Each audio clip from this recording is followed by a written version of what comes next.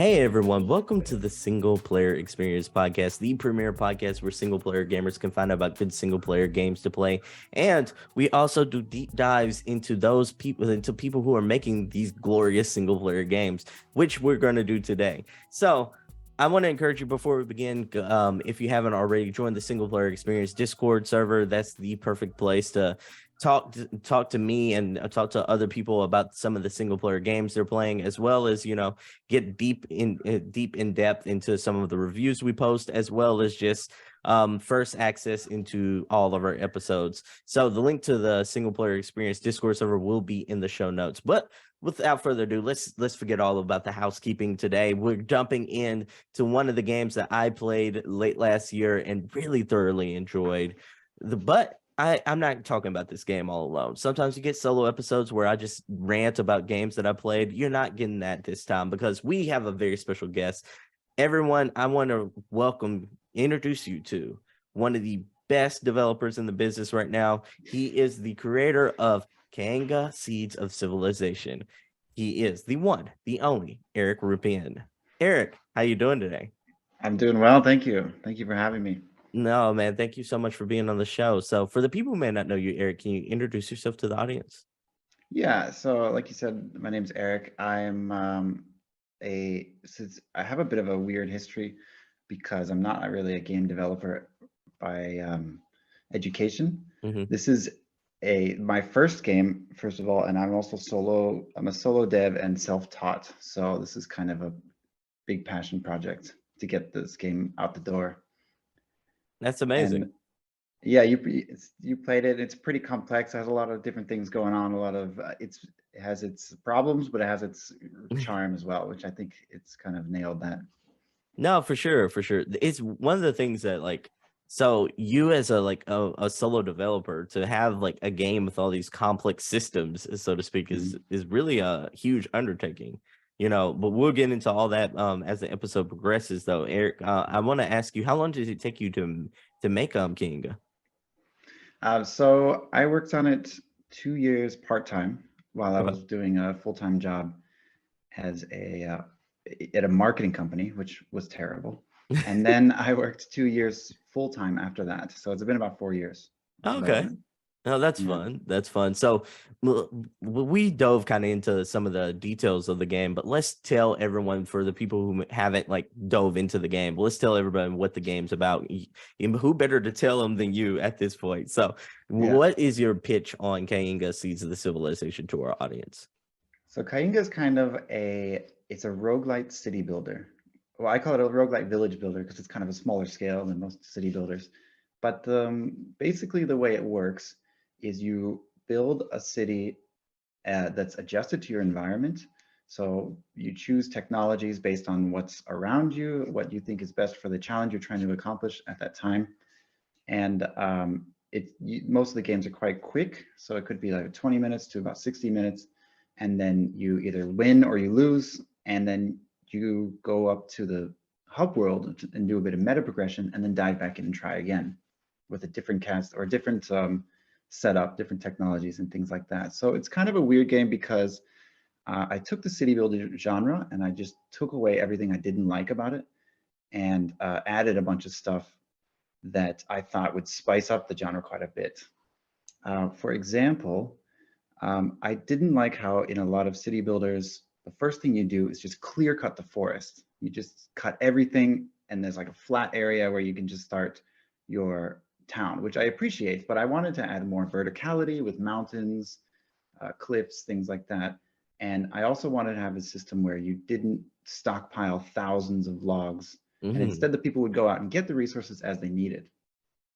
That makes complete sense. I've played a lot of city builders over the time and a lot of roguelikes, but it's very rare that I had a mixture of those two combinations. So that's kind of one of the things that really stood out to me while I was playing. It was just like I played, roguelikes is probably I think my most commonly played genre at this point because it seems like there's a roguelike every 5 minutes. But but the city builder aspect kind of took me by surprise. How did you get the inspiration to mix those two aspects?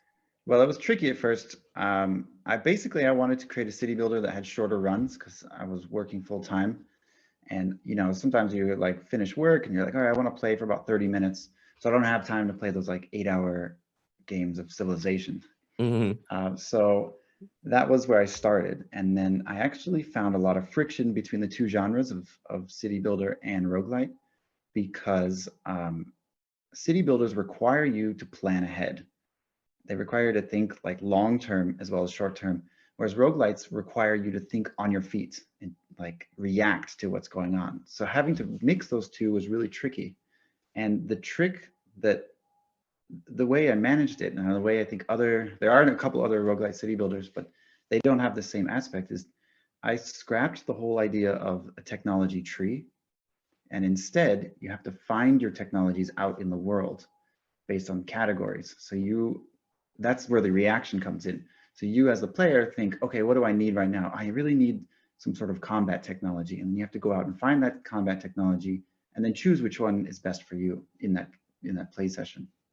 Yeah, yeah. It's funny you should mention that. It's like you're right. There is a couple of other ones. Like I recently, I guess the only game I played that's like comparable that I played in recent memory was Cult of the Lamb, to where you're kind of like Yeah. managing a village. But like you're right, they had a dedicated tech tree versus in this game you're out there kind of feasting and famining and almost trying to like race, so to speak, to get like those technologies Mhm. before other civilizations get them. But it's funny you should mention that, like Civilization, by the way, because that's probably one of my most played games of all time. It's Yeah. like it is one of the it is very different going from like traditionally playing a Civilization 5 or Civilization 6 game to playing Kainga, and like Mhm. having that mindset to where you have to like, oh well, I'm used to planning long term and trying to plan like almost 20 moves ahead to try to like figure out how I'm going to win this strategically in the manner that I'm going to, whether it be like Mhm. conquest or religion or whatever have you. In this game, it's almost like you're doing quick hits. You're trying to build up as quickly as possible, and well, Mhm. all the while like there's 10 different things that could be happening in the world. Like villages are taking out one another and you're wondering if you're going to be next, like you Yeah. also have like several resources that are like several people who are gathering resources for you on the other side of like your village. So it's like there's a lot to manage here in this game. Like how did you figure or come up with that mechanic to where this game is very much almost like real time lived in versus like games like Civilization where it's very turn based? Yeah, I didn't want a lot of the games like Civ and a lot of the space games, it ends up being like a spreadsheet manager almost. Hmm. Like you just have to check, okay, are my numbers going up? Okay, that looks good. And I wanted to really get rid of all that. I actually had a hunger system for a little bit, but it just felt too needy. So everything that in the game is supposed to be visual. So when somebody dies, they just die. It doesn't tell you what their health is before they die. There's a lot of disasters and problems that come up quite randomly that make you kind of have to react to them instantly instead of uh, a lot of drawn out things like Civ. Yeah, it's tricky. I mean, some players bounce off of it because of those reasons as well, because they want to be able to plan things, do the grand strategy, which is fine. But I think there's a niche and there's a space for everything. Oh yeah, for sure. You're right. There's like a very specific niche here that I think you're appealing to because like you like that roguelike element. It really Mhm. adds a unique twist to everything. And it like Civilization, I can play like 4 games of Civilization over the course of like 5 months. And if I'm Mhm. being honest, like all 4 of those games they're going to have a little bit of differences, but they're going to mostly Mhm. play very similarly. And this Yeah. one, like because of the roguelike elements and because of like the skill tree that you progress outside of like each run, I Mhm. can't remember playing 3 or 4 games that felt the same, that Yeah. feels the same, whether it be because of the environments, whether it be because of like how quickly I was attacked or how quickly like a natural disaster struck. It's like all these things add Mhm. like a mixture to where like none of my runs felt the same. And I want to give you kudos to that because that's something like to do a good roguelike, you have to absolutely nail that. Yeah, thank you. I appreciate it. That's cool. That's good to hear. It wasn't easy I imagine because not. there's so many systems pulling and pushing in different directions. And I think part of it is just the variety. So there's in one game, you get probably about 10 technologies, 10 to 12. Mhm. Uh, but there's over 300 to choose from. So like when you play one game, you're like, oh, I'll go for this thatched house. And then, you get struck by lightning, everything burns down.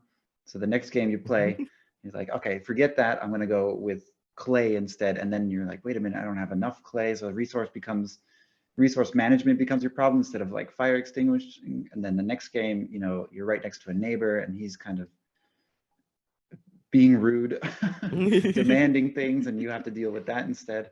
So yeah, I think it's good. There's just a lot of problems and a lot of ways to solve those problems, and you have to kind of be clever. Yeah, for sure.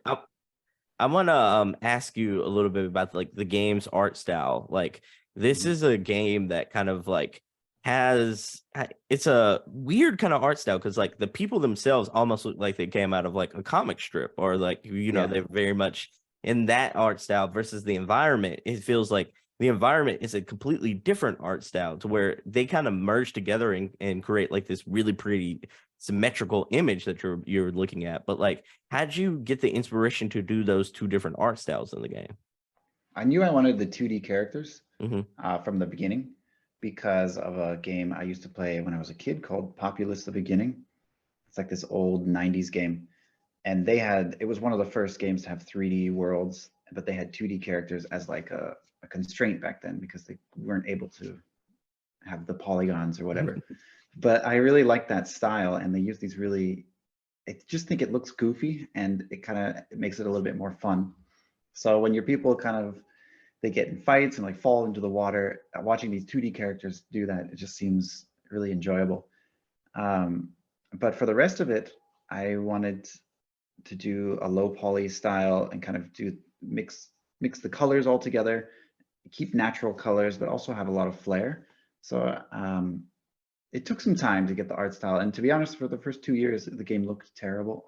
So yeah, I'm glad it all came together quite nicely.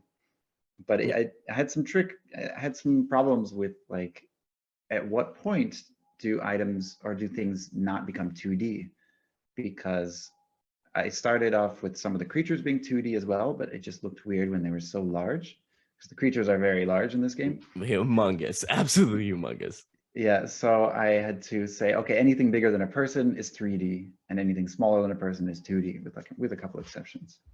Yeah, and so like I was going to mention this later on, but since you brought up the big monsters and the big creatures and such like that, like for the most part, a lot of this game is like grounded to a certain extent. Like it is very much like early civilization type of like I guess you could say like city builder, but then you have like these huge monsters. Just that, like some of them are like Goliaths compared to your character. Some of these feel like they're almost like I don't know if you've seen the anime Attack on Titan, but like it is very much they're like Goliaths as opposed to like these creatures, and some of them like are very friendly to where like hey they mostly are inadvertently messing up things as opposed to like actively coming and hunting you down. But then there's like other creatures to where like they're a little more aggressive. How did you get the inspiration to add these monsters and add this monstrous element into the game? That's exactly the way I was trying to make it play out in the player's mind, where they open Mhm. it up and they're like, okay, this is like a regular city builder. I have my houses, my farms, my storage hut, and things like that. And then I wanted to kind of show that there's more going on to be discovered. So then you look around and it's like, whoa, what is that? There's this huge creature walking around. And then you have to discover the interactions that it has, that those creatures have. Like you said, some of them are passive, some of them Mhm. are not so passive. So I think a lot of people, most players at some point will kind of walk up to one of the giant snails and just get immediately melted by their acid breath. Yeah. So I think that's a fun moment of like, oh, okay, I don't know anything about this world. There's a lot to be discovered. Yeah, So you made that, a world that keeps everybody on their toes for sure. yeah, yeah. And also the technology starts out really normal with like things people know and understand. And the more you play, the weirder it gets. Mhm. So like the late game stuff, it's like clouds. You start out with like boats and farms, and then as it goes on, you get like windmills that push clouds away, or balloons, or things like that, like things that convert items to other items or create ghosts out of people and stuff like that. So it kind of expands exponentially into to keep that exploration, keep that desire to discover and see what else is next. Yeah, for sure. I want to talk to you about like the creatures and everything like that. I found a feature that would allow you to like build civilizations on their back, and Mhm, I was just like, this is amazing. I that's one of the like features I had never seen in another video game. Like, where mhm. did that idea come from? I just saw them and I was like, I have to, why not? Why can't I always thought, why can't you build on the creatures? Or Hmm. like if those creatures were in that world, what would initially I was like, okay, well, you should be able to tame them so you can have Hmm. them on your side. And then if those people were to taming those creatures, what would happen? So I just kind of followed the logical steps of they would kind of use them in their military and then in their economy, and build houses on them if they could. So yeah, it just I don't know how useful it is, but it is cool.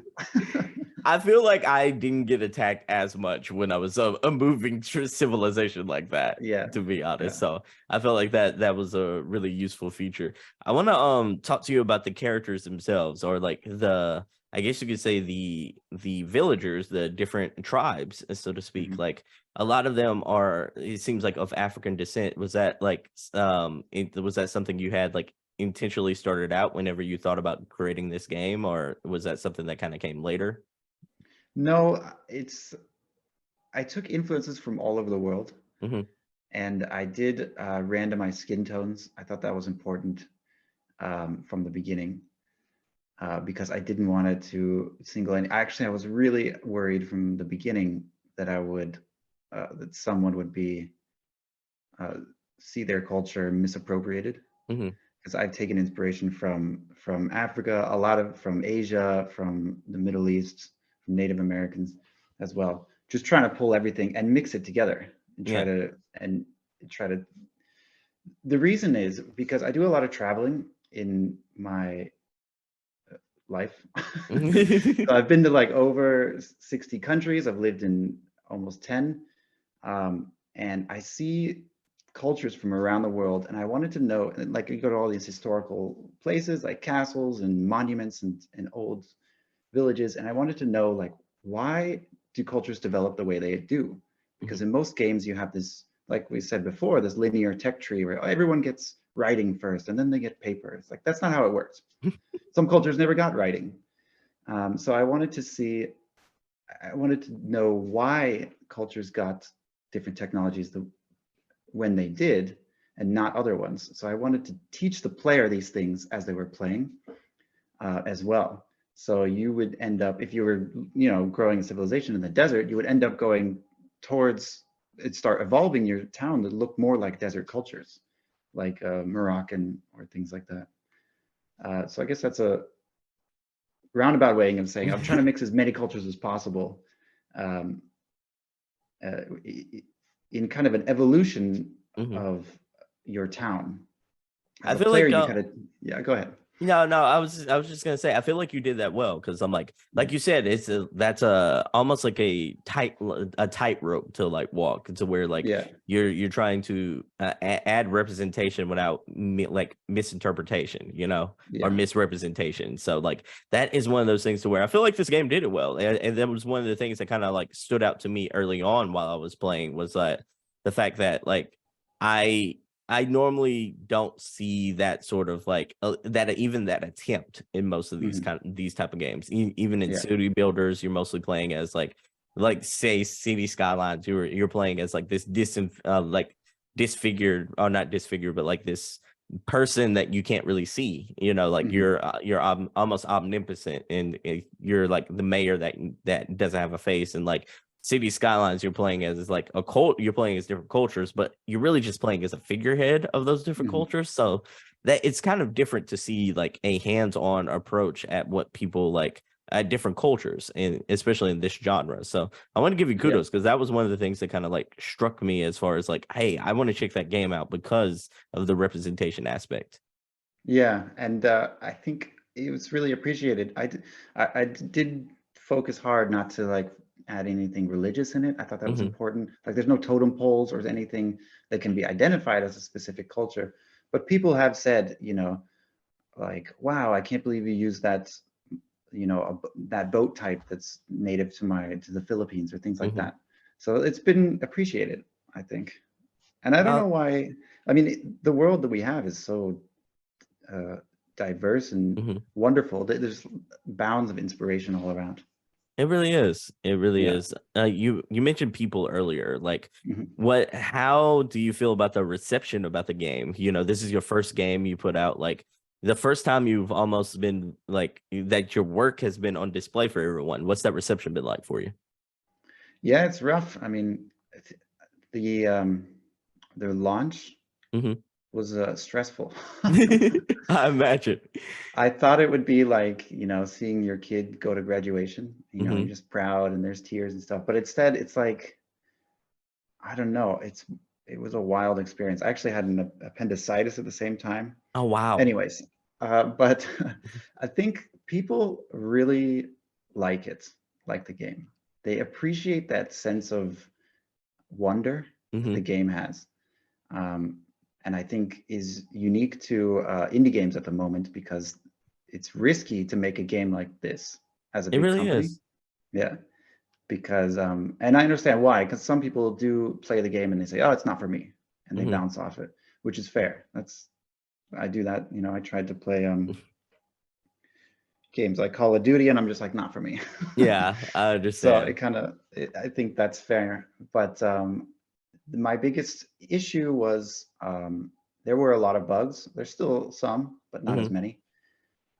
As a solo dev doing my first game, I didn't realize um, how many problems could arise. And there's so many interacting systems. Like you can have fire and snow, and like you can have a guy in a boat who's getting converted by a priest, but then he's on fire. Like, and then what happens? So you have to kind of think of every single possible outcome of everything, Yeah, which is wild. It's it like it really it's is. crazy. It really is. But Yeah. I think that's the nature of this game is like you added an unpredictable element to it to where like Hmm. there's almost like it's almost like a fun chaos, It's Hmm. almost Yeah. like it's so chaotic in a fun way, but it's also that kind of thing to where you're probably like thinking as a developer like, oh my goodness, like anything could happen. I have to Hmm. like debug everything, so to speak, because everything's almost on the table. Yeah, and like every rule is broken at some point because there's 300 technologies, so everyone is unique. Hmm. So it's like every house has certain rules, but then it's like, oh, wait a minute, this house does not. This house has no walls. It's like, oh, okay. Now I got to figure out what that means in terms of the rest of the game.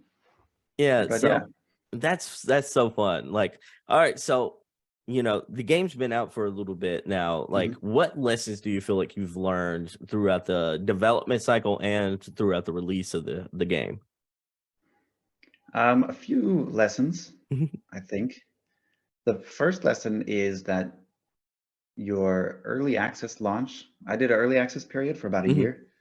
The early access launch is the real launch in my mind, because in most players' minds, if they're paying money for a game, they expect it to be completed, Mhm. which in my case was all right because it was a roguelite. So there's a lot of basically I created the game systems and then I had 7 or 6 updates after that, which just added more content, which was Yeah. a good system.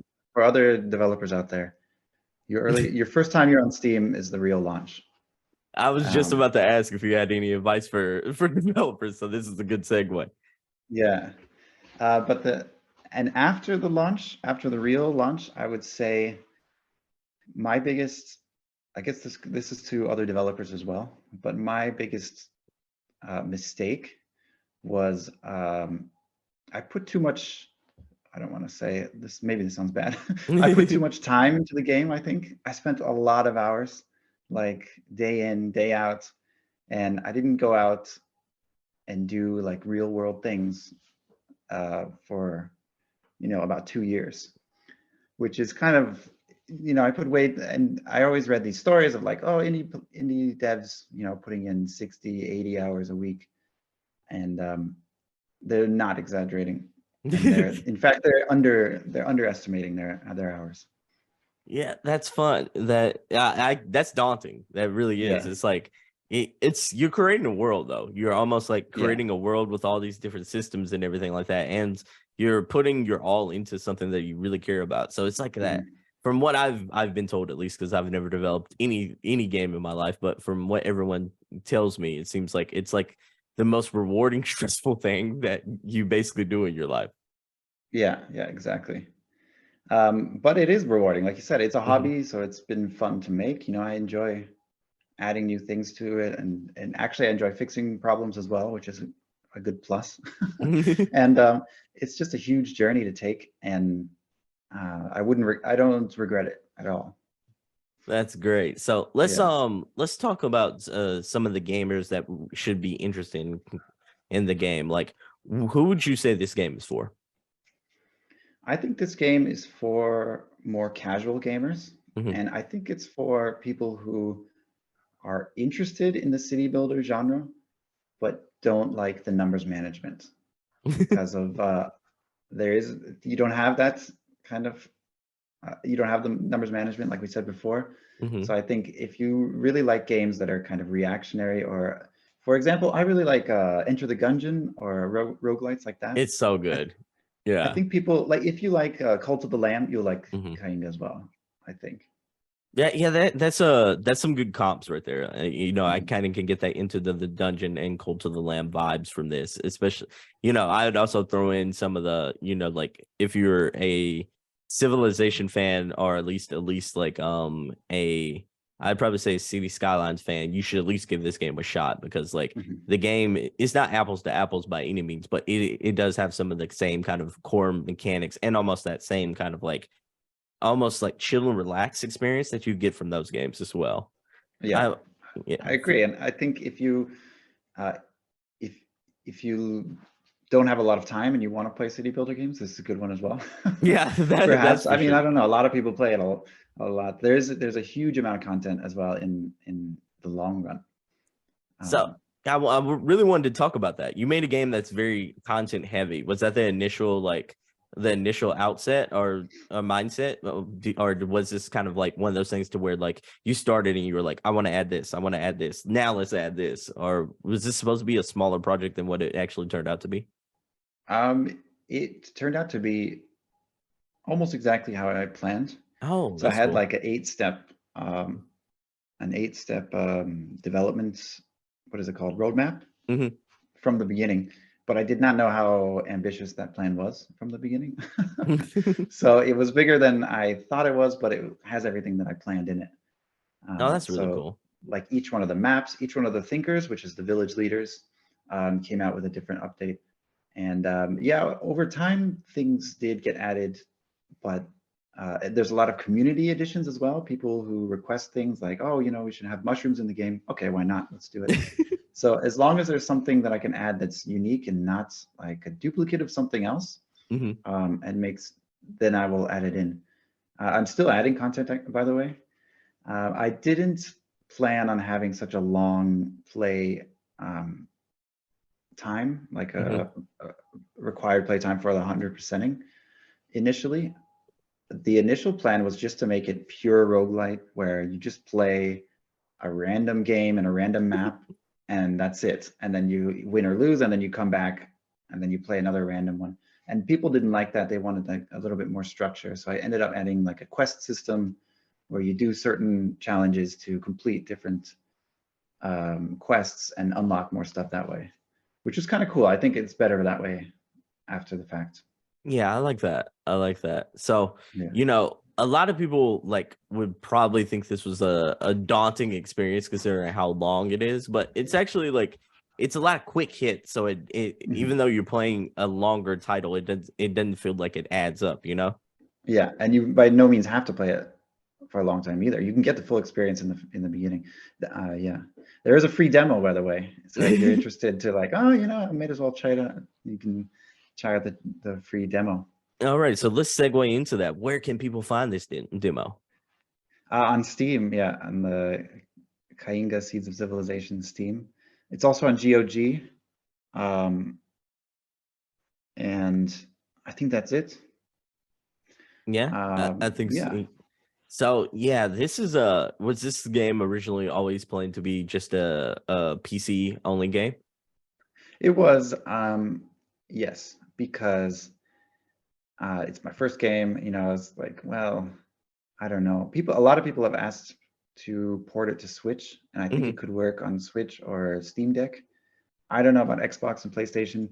Doesn't seem like that type of game. Although Age of Empires 2 is doing well on Xbox, so who knows? Yeah. Strategy games might work. But uh, yeah, I wanted to keep it as simple as possible, and I ended up making a complex game anyways. Another thing people always ask for is multiplayer, Hmm. because a lot of city builders have multiplayer, and it kind of makes sense. You pit yourself against another player, and that was just kind of a constraint of my ability. I didn't want to dive into multiplayer, so I didn't build it with multiplayer in mind, Hmm. unfortunately. So, do you think, hindsight being 2020, do you think you would have added a multiplayer component to the game? When I launched it, I said no, absolutely not. But now Hmm. I'm thinking like, yeah, I should have done it. And maybe I will, uh, the if the signs come together, then I will see if I can put it. But I think it'll be difficult because of the randomness. Yeah. People might think it would be unfair to say like, oh, well, you got better technologies, Hmm. and then it's I don't know if it could be competitive. It might have to be cooperative. Yeah, I kind of get that vibe myself. When I was thinking of it, I was thinking more of like a co-op co-op experience, either online or couch co-op, but Hmm. like more so than even then couch co-op would probably be a little hard component, but like very much like a co-op situation more so than a multiplayer like Hmm. PvP situation. Yeah, it'd be hard to balance that. Yeah, for sure. For sure. How come there's no lightning in your town? Yeah, and then it's also like, how do you dictate who's the village leader? Do you have two village leaders, Right. the Well, I think thinkers, yeah, yeah, possibly. Or they would each have their own village that would be allied. I don't know. Yeah, that's a lot to take in, especially Exactly. Yeah. with all the chaos going on around it. Yeah. It's a huge undertaking. So I want to ask you, the development cycle was about 4 years for this game. Like, do you feel like, yeah, I know you're doing continuous updates and everything like Mhm. that. Do you feel like the focus right now for you is to continue updating this game and see kind of like what this game becomes over time? Or do you feel like after 4 years, you're kind of like, I kind of want to see what the next game is going to be like? I kind of want to move on to a different project. To be honest, both. A little bit both. So this game is um when I launched it, I was kind of tired of it. I was like, wow, Hmm. because I worked, so hard. But now it's been a couple months, and every time I open it up, it's like it's so cool. I just like love getting into the world, and I play, mess around with the characters and stuff. I love it. So I've actually been working on updates at the moment. I'm working on alternate sides of each of the thinkers. I call them B sides, like a cassette tape. Hmm. So they're a little bit more complex sides. And at the same time, I'm working on a new game as well, That's uh, exciting. which is kind of a smaller scale project. So, I'm not gonna ask you too much details about the new game yet, but like, how do you feel like a lot of the lessons you learned from Kainga like is going to translate into this game, or do you feel like it's a continuous learning process with the new project? I think it's definitely a lot of the stuff, a lot of my education from that game will carry over. I basically knew nothing when I started, Hmm.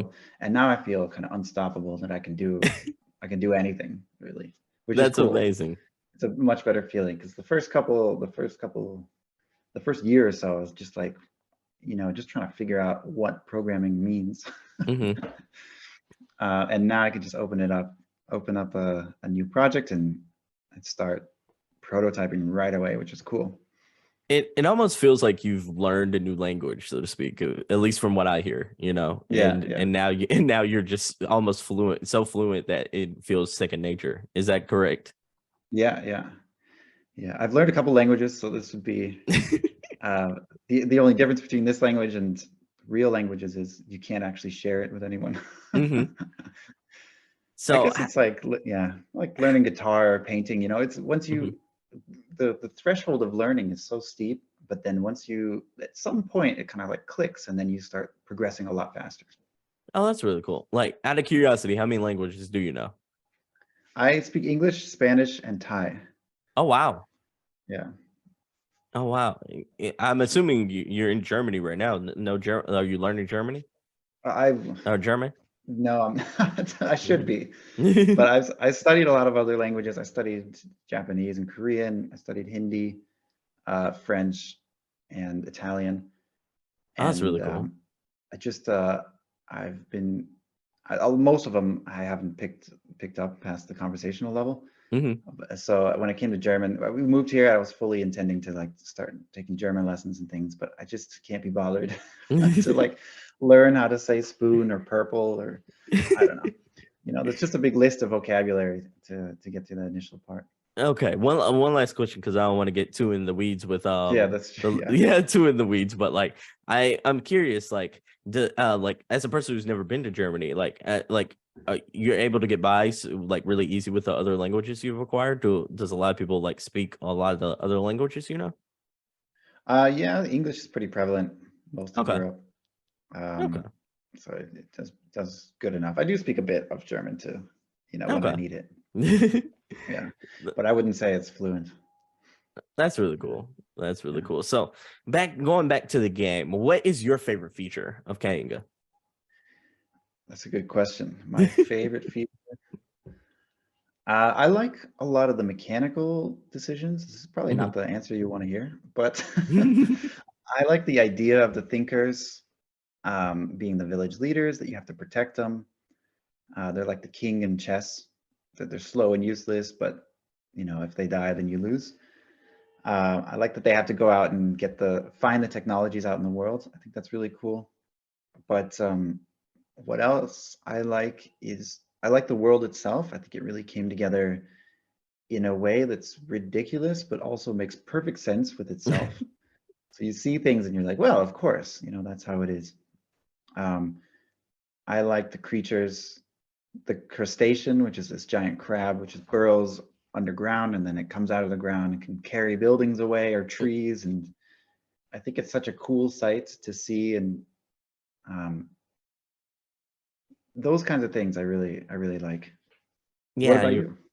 okay, that's a really good question as well. I think my aspect is the roguelike element. I really enjoy that no two like runs feel the exact same. And Mhm. I also enjoy the different maps because it adds another variety or another like kind of like element to that I kind of always have to think about because like some are like more vertical than others, like to where you Mhm. have to use that kind of like thought process of like, okay, now do I need to build like a ladder system or like how am I going to handle like this almost mountainous area that's like right Mhm. beside me? So like that element is something I don't see in city builders very often, at least like not the one I played very much. So that one Mhm. had it made me think in a almost four-dimensional sort of way as opposed to like the traditional, oh, like I can easily clear out that like these four landscapes and then I'll just build something on top of that. Like the Mhm. way you built the world, it's almost like I have to almost adapt and figure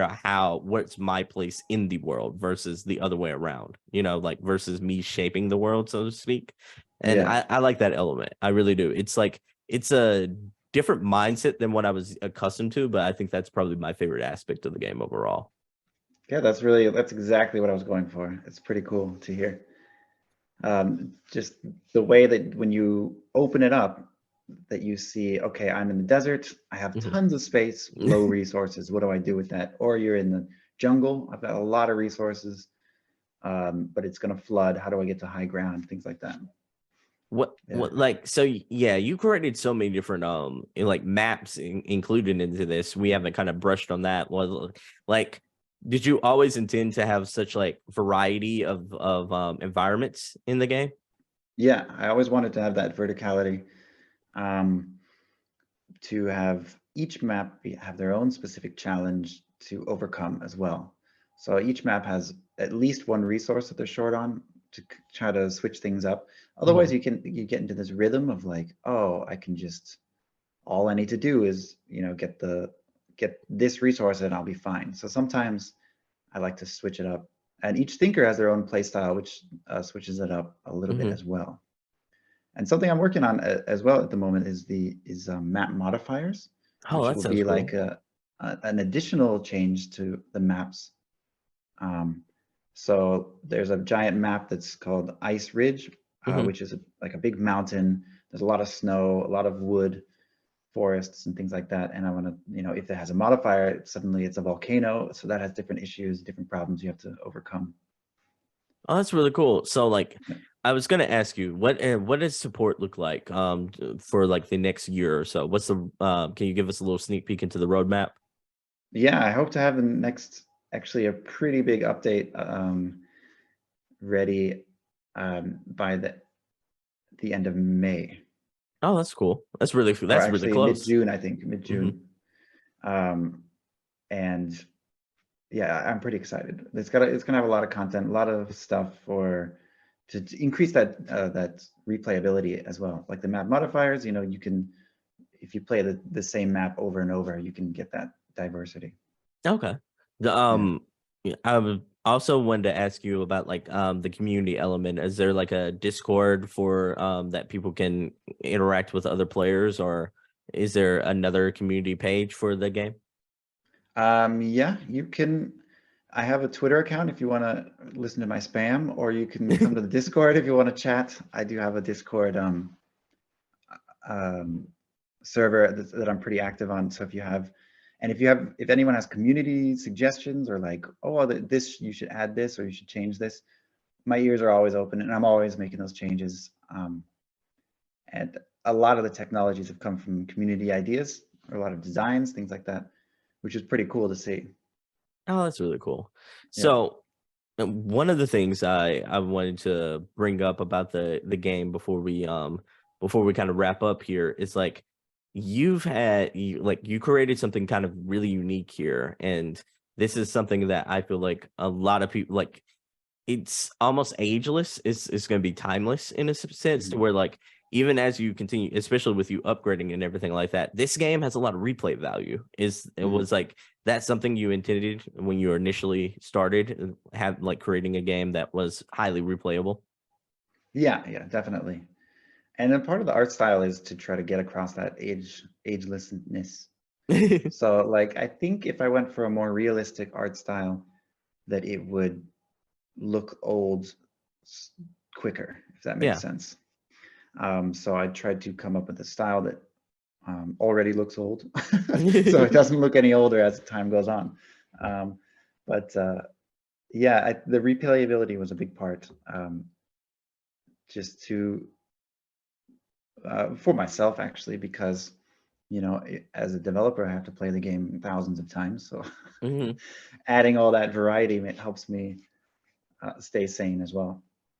All right. So before we go though, like I normally do this at the first of the show, but I kind of want to get into like the meat and potatoes of everything. Like, can you describe yourself as a gamer? Like, what's your gaming history like? That's a good question. Gaming history. I'm actually all over the map. Hmm. So I enjoy, like I said, Enter the Gungeon is one of my favorite games.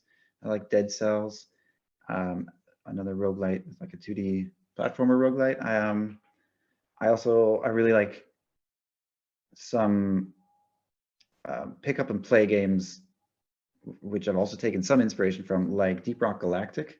Hmm. So that's kind of, it's a first person shooter cooperative game, but it also has the same, like, 10 to 30 minute runs that you just play after work and then you're done, that kind of thing.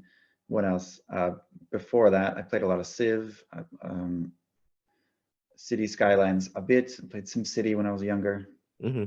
Um, World of Warcraft, all over the place. But Yeah, that's. I play a lot of indie games to kind of see what's going on. Hmm. And there's been some really great creative games coming out in the past couple of years. It's really exploded.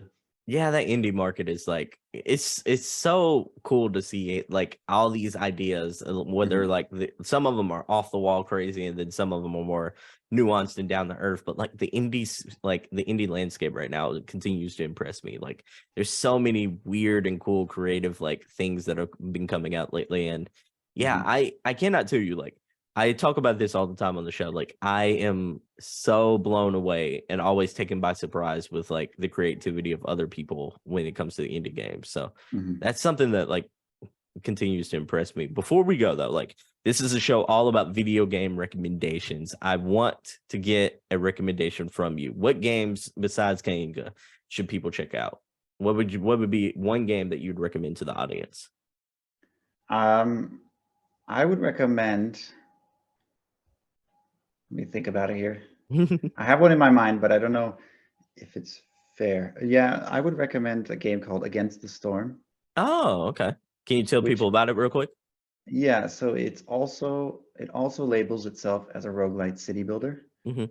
but I would say where my game is more roguelite, their game is more city builder. Oh, okay. But it's kind of basically you do build multiple cities, but this um, uh, and there is meta progression between those cities, but it is more of a numbers management game.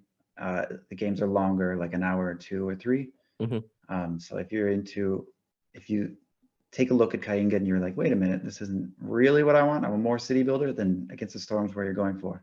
And if Okay. you play Against the Storm and you're like, wait a minute, this is too much numbers, then come play Kainga. I like that. I like that. Yeah. That to me was like the perfect plug answer of like you also recommending someone Yeah. else's game, but also turning it around where you got another recommendation for yours. I like that. I like that. Yeah. You got a skill in this business of podcasting for sure. Yeah, it just turned out the way, I guess.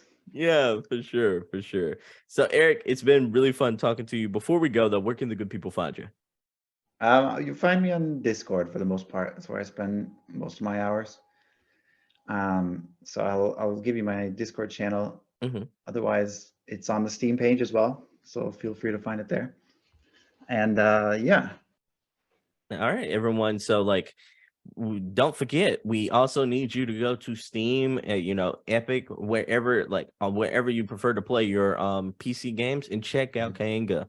Like this game is absolutely fun. It blew me away as a person who's into like sim games as well as city builder games, as well as just roguelike games. Because if you've listened to the show, I'm deep into the roguelike mhm. environment right now in the roguelike genre. Definitely go check this one out. The link to the game, the Discord, and his Twitter will be in the description of this episode. So you have no excuses, everyone. Go check it out. And also, like I mentioned before on the top of the show, join the single player experience Discord server, the perfect place for single player gamers to find out about good single player games to play. You can ask me questions about this game and about other video game recommendations that you should definitely check out. But alas, that is all the time we have for this episode. I've been Sebastion, that's been Eric, and we're out. Until next time, everyone. Bye bye. Thank you for having me. Anytime. So, hey, thank you so much for watching the video. If you like the video, hit that like button. Also, for more videos just like this one, go ahead and hit that subscribe button right here. Thanks again for watching the video, and for more like it, stay right here at the Pro Nerd Report channel. So that's a wrap for today's episode. Thank you so much for watching the video. If you liked the video, don't forget to hit that like button. Also hit the subscribe button for more videos just like this one. I also want to let you know about the single player experience Discord server. It's a perfect place for single player gamers to talk about the good single player games that they've been playing lately and to get video game recommendations. Think of it kind of like a book club for single player gamers. The link to join will be in the description. Once you're in, feel free to share your video game backlog list, talk about the good single player games you've been playing, or give your feedback on the show. If you have a game you think should be recommended and should be reviewed, let me know about it right there. Before we go, I just want to thank you once again for listening to today's episode. Stay safe, stay gaming, and I hope to catch you in the next one. Peace.